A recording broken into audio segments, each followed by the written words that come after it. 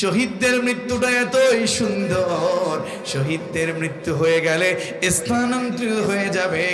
আল্লাহ তাদেরকে ঘুম পাড়াবেন না, বরং আল্লাহ তাআলা তাদেরকে বাঁচায় রেখে তাদেরকে জান্নাতের নাজ নেয়ামত ভোগ করাবেন। সুবহানাল্লাহ পড়েন।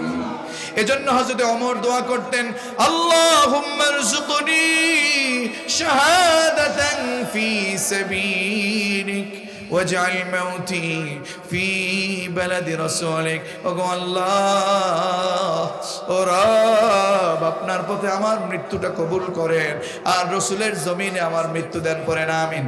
আমার সাথে দোয়াটা পড়েন, আল্লাহুম্মা রযুকনি শাহাদাতান ফি সাবিলিক ওয়াজআল মাউতি ফি বালাদি রাসূলিক।